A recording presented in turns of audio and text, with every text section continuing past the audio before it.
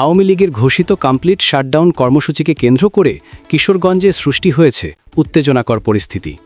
এরই ধারাবাহিকতায় সোমবার ১৬ নভেম্বর ভোর 4:30টার দিকে কিশোরগঞ্জ সিভিল সার্জন কার্যালয়ের সামনে দাঁড়িয়ে থাকা একটি অ্যাম্বুলেন্সে আগুন ধরিয়ে দেয় দুর্বৃত্তরা। মুহূর্তের মধ্যেই আগুন ছড়িয়ে পড়ে এবং অল্প সময়ের মধ্যেই অ্যাম্বুলেন্সটি সম্পূর্ণ পুড়ে যায়।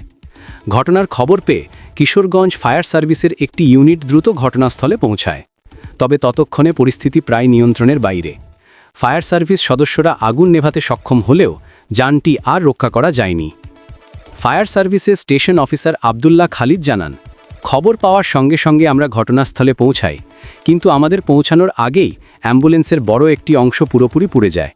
সৌভাগ্যবশত ঘটনাস্থলে কেউ উপস্থিত ছিলেন না, ফলে কোনো হতাহতের ঘটনা ঘটেনি। স্থানীয়দের দাবি, ভোরের দিকে রাস্তাঘাট প্রায় ফাঁকা থাকায় দুর্বৃত্তরা নিশ্চিন্তে ঘটনাটি ঘটিয়ে পালিয়ে যায়। তবে কারা এই ঘটনায় জড়িত তা এখনও নিশ্চিত হওয়া যায়নি।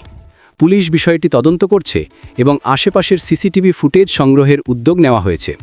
স্বাস্থ্যসেবা ব্যবস্থার গুরুত্বপূর্ণ সম্পদ হিসেবে অ্যাম্বুলেন্সে অগ্নিসংযোগকে স্থানীয়রা ন্যাক্কারজনক বলে মন্তব্য করেছেন। তারা মনে করছেন, রাজনৈতিক অস্থিতিশীলতার কারণে সাধারণ নাগরিকের জীবন রক্ষাকারী সেবাগুলো ঝুঁকির মুখে পড়ছে।